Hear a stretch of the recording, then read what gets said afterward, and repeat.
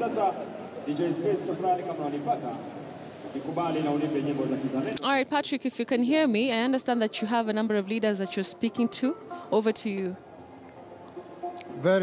Very true, Betty. Yeah. At the Kasarani Stadium, just a few minutes ago, we've seen the Chief Justice, David Maraga, just arrive at the stadium to the applause of the public that is gathered here. But as it were today, Jamhuri Day celebration is being marked at the time when there was some uncertainty in the country and also some divisions. Already, the opposition NASA had promised that they will be swearing in Raila Odinga this particular day, a matter that had caused anxiety across the country. But we saw yesterday NASA decide to, on Sunday we saw NASA call off that idea of swearing in Raila Odinga. And now that at least sort of reduced the tension in the country. But joining me is Senate Majority Leader, who is also the Senator for Elgeyo Marakwet, Kipchumba Murkomen, just trying to share with me some of the few ideas. Looking at it, we saw there was that idea, NASA had promised to swear in Raila, but on Sunday they did call down that idea. What's your take on that position of NASA not to swear in Raila? It's unfortunate that we misinformed the public, and I think responsibilities on your sides as media. The more we keep using this idea that there can be another swearing in, there was even a possibility that there was another swearing in, the more we propagate lies and propaganda. Because there was no such idea, there was no possibility, it was impossible. Saying that NASA were going to hold a baraza, a rally is okay, but saying that they were going to swear in another president is really dishonest, and we are misleading ourselves. We know our constitution. I don't think any person, there is no one who doesn't know that we can only have one president at any given time, and the process of winning presidency is provided for in the constitution, and that once that process has been completed, our constitution says another election will be held in 5 years. So from the inception, there was no possibility. There is even nothing to discuss and say there was a postponement or there was cancellation. You cannot cancel that which was not there. It wasn't there. Looking at it, we are already now marking 54 years of independence, and already today there is that, after coming out from a very, very highly divisive electioneering period, the country seems divided. I don't know, what will be your message out there to the Kenyans? You know, our country is not divided because it has happened by nature. It's been divided by people. It's the language, the message we pass around, the lies that we make our people consume. I mean, you can see that one wakes up one morning and says votes were stolen. The institution that deals with those issues, including the Supreme Court, says no vote was stolen. Whether elections was done free and fair, you know, the court says free and fair. And yet we continue propagating positions that are not true. So as Kenyans, we have to make a choice. We actually have to make a deliberate choice to refuse to be divided. And if I was a citizen, whether I was in Kisumu or in Elgeyo Marakwet, where I come from, or in Murang'a, my measure of whether the country is divided or not would be on the basis of whether or not we are developing the country, you know, across. Whether every county is getting its resources. What is my governor doing? Whether national government is getting resources. What are they doing in my area? The ultimate test of unity must be on the basis of fair development across the country. And indeed, for us who are in government and those of us who serve in the Senate, ours is to ensure that equitable development is achieved via proper dissemination of resources to the regions. Number two is for every citizen to hold their leadership accountable. I mean, you choose to be told this tribe is bad, this one is good.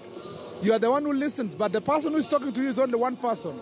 There is a majority of Kenyans who can rise up and say, we will no longer continue consuming certain kind of messages from the politicians. Of course, as a matter of fact, we have a responsibility as leaders to check in our utterances, to ensure that we do not divide the country in the language you use, but ultimately the citizens have a right to hold us accountable. Talking of resources, distributing them to the counties, already there are complaints that from July, county governments have not been able to get their requisite resources. It's only now that at least it's trickling, is getting to the counties. There's been a complaint that the national government has been not very ready to release these funds on time. And two, the issue of increasing that allotment from the constitutionally provided 15% to maybe a higher percentage to ensure there is this faster development at the devolved units. As a matter of fact, there are so many county resources that have not been expended in the accounts in Central Bank. I laid a document in the Senate the other day showing how much money was in various accounts for county government which they are not using. But the biggest threat to devolution is not the absence of sending money. We have too much money at the local level. The greatest threat to devolution is stealing of the money. Have you seen the audit reports of Nairobi County? How the previous regime was spending money. I saw an audit report of Nandi, which showed that over 1 billion shillings was actually being misappropriated in the most basic and a manner, where people just collect money and go ghost workers. Our threat to devolution is not national government not disseminating money. It's actually corruption. It is ineptitude. It's poor leadership. We have tried in the Senate to hold our counties accountable, but much more needs to be done, particularly by the institutions that carry out investigation, prosecution, because so much of our resources are being wasted. It's not a question of devolving the money. Looking at it, talking of corruption, which is a very critical thing for Kenya, because we've seen even in the first administration of Jomo Kenyatta, the second administration of Moi, the third administration of Kibaki, and now this the fourth administration of Uhuru Kenyatta, they're still talking corruption, and even we've seen leaders talk tough on corruption, but when it comes to implementing, it appears it's just it becomes like that. It's just mere talk, and they don't walk the talk. What do you intend to do different this time different as we get to this second term of the Jubilee administration, and also because that corruption cuts across the national and county government, that it's a worrying trend that is denying many Kenyans those opportunities.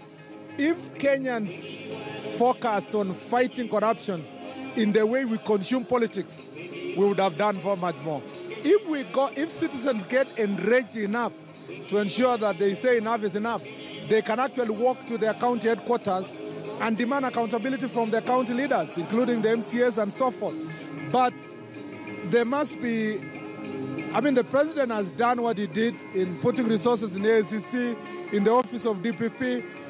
I think the idea, because it takes two to tango, they're the ones who give and the ones who receive. Even citizens or business people are involved.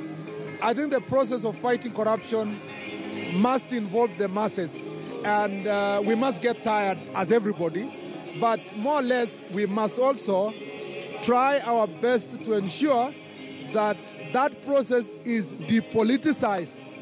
Depoliticized in the sense that you go for certain governors because he comes from certain political party, the party leadership says, no, that's our governor, that's witch hunt.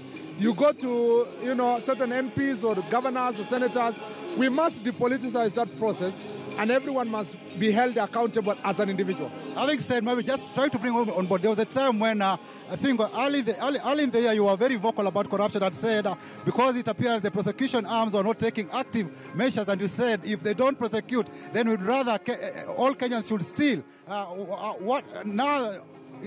What is your approach? Because if you are saying if no action is taken, then it's right for every Kenyan to steal and grow rich. Is that the same thing that will be driving us as we move towards as we get into the second term? No, my statement, properly understood in communication, was decrying the magnitude of inaction.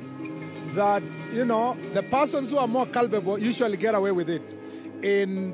Because the systems are not concentrating on finding ultimate results. Because of this interference, I'm telling you, once someone is a politician on this end or the other one, they get the shielding and the protection. So my statement was not per se that we should legalize corruption. It's actually to decry the state of corruption and to show the seriousness of the problem and the depth of the problem in the country. And mine was just to awaken the conscience of every citizen to appreciate that this is really a serious problem. But let's not also use it for purpose of just political posturing. You know, you wake up one morning, put on so-and-so's name in the newspaper and say that one is a thief. There must be, if corruption has to be dealt with finality, there must be proper investigation and proper prosecution. And those institutions must take their job seriously. And we must allow those institutions to work. But if it will be blanket accusations and for the sake of politics, then, you know, everybody just becomes, you wake up one morning, as long as I mention your name, you're corrupt. You know, that becomes a problem. And maybe lastly, issue of electoral reforms. How do you intend to move forward with electoral reforms? Well, I don't know what you mean by electoral reforms, because is it election or is it removal of IBC again? Because this country is not suffering from any legal problems. And so if you talk about reforms, you are talking about law reform, or are you talking about reforming human beings, or what are you talking about? I think that is a political statement. There is no citizen of this republic who has come up with a certain section of law, a certain section of the Constitution. They think that it's inhibiting elections that we want us to change. And even if citizen petition Senate or National Assembly, we are ready and willing to ensure that we accommodate those changes. So far, I don't see any deficiency in our laws. We just came from reforming the Elections Act just the other day.